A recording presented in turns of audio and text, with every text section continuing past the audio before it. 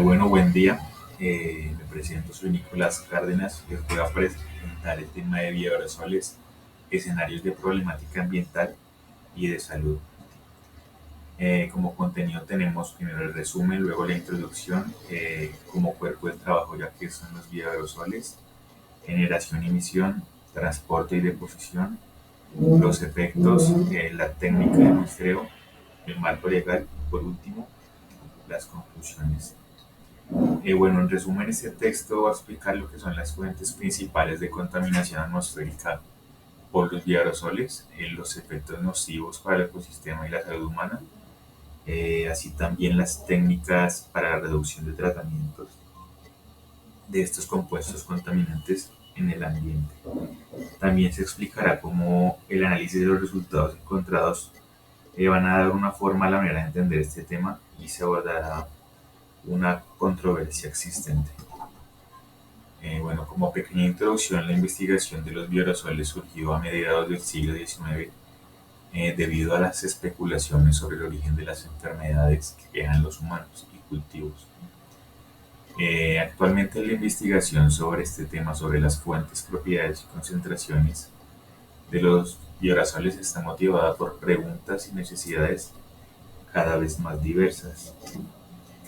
Bueno, ya que son los bioaerosoles son partículas de tamaño microscópico que están suspendidas en el aire, pueden ser de origen biológico o antropogénico, afectan a los seres humanos causándoles alergia, toxicidad, eh, están constituidos por virus, bacterias, esporas, polen y en general cualquier resto de microorganismos. Tiene un diámetro de entre 0 y 100 micrómetros. En cuanto a la generación y emisión de los bioaerosoles, estos son omnipresentes en entornos naturales y de trabajo, dado que el aire generalmente no proporciona los nutrientes para el crecimiento microbiano. Allí la atmósfera actúa solo como una residencia temporal en lugar de una fuente. Como resultado de esto, la concentración y la composición de la comunidad de microbios en el aire dependen principalmente de las fuentes de emisión. Eh, Tenemos estas fuentes naturales. Dentro de las principales cuatro son el suelo, el viento, la humedad y la temperatura. La acción del viento libera una gran cantidad de aerosoles a la atmósfera. Se encontró que la mayoría de las bacterias patógenas se originaron en el suelo del aire. Otro factor influyente en el comportamiento de los aerosoles también es el ambiental, la humedad y la temperatura.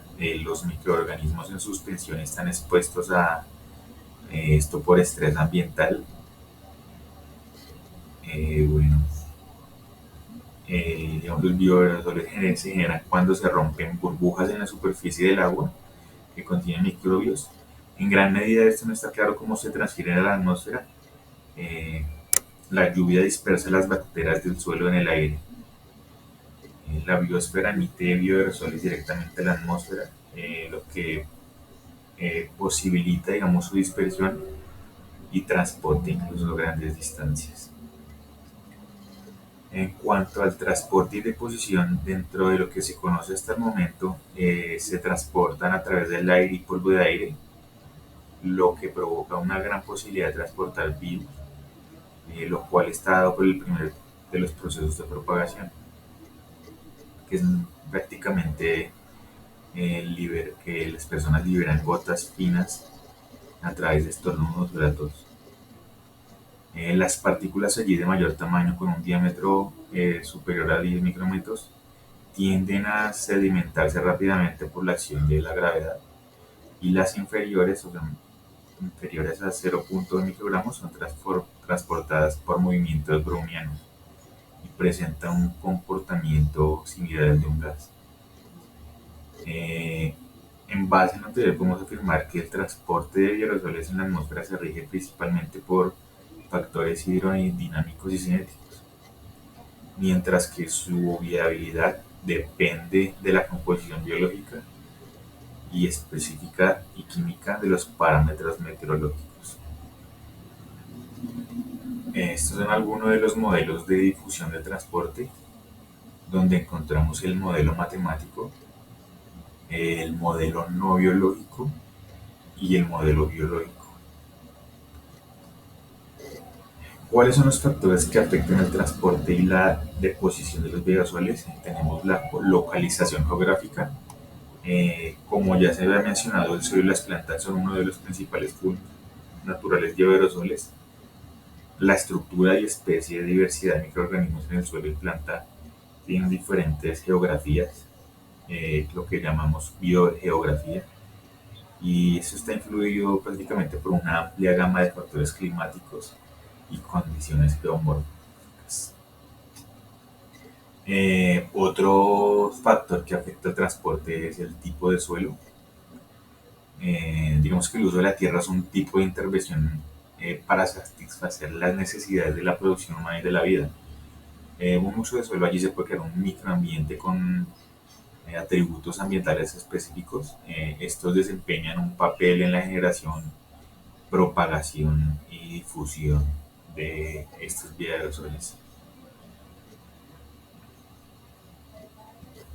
Bueno, ¿qué efectos tienen? Los bioaerosoles pueden afectar los ecosistemas, la salud humana, la productividad agrícola y hasta puede inducir a cambios climáticos. Tenemos los efectos en la salud. En cuanto a estos efectos, los síntomas respiratorios son los más comunes asociados con la exposición de aerosoles. Estos producen inflamación de las vías aéreas por la exposición de toxinas y alergenos. Existen, digamos, se puede dividir esto en tres grandes grupos que son las infecciosas, las respiratorias como lo que son las principales que acabo de hablar de ellas, y el cáncer ya siendo la última. Bueno, en cuanto a los efectos en el ambiente, los aerosoles pueden o generar en los ambientes naturales procesos naturales, ambientes receptores. También en el caso de los ambientes naturales, el impacto puede partir desde un cambio de la microflora hasta el cambio en la cobertura de las plantas que emplean el polen para su reproducción. Bueno, en cuanto al marco legal, ahí podemos ver una tabla. Esta tabla tiene los valores del límite umbral de bioaerosoles bacterianos y fúngicos que se recomiendan por diferentes organizaciones y países. Esto generó controversia ya que algunas técnicas y guías y reglamentaciones de la Comunidad Europea no estuvo de acuerdo con este umbral. Y bueno, en cuanto a las conclusiones, es de vital importancia el conocimiento de las fuentes y el transporte para entender el mejor papel de los microorganismos en la atmósfera y así poder controlar la propagación de enfermedades asociadas a los bioaerosoles. En los últimos 10 años se lograron avances significativos en las características de la fuente de identificación y transporte. Otra conclusión importante es que los modelos de difusión y transporte pueden ser de ayuda para mejorar la comprensión del proceso de transporte de aerosoles. Entonces, más modelos integrales que consideran la emisión y propiedades químicas de los microorganismos y sus eh, cómo, cómo se conforman requieren cambios en la atmósfera en un futuro. Eso es todo, gracias.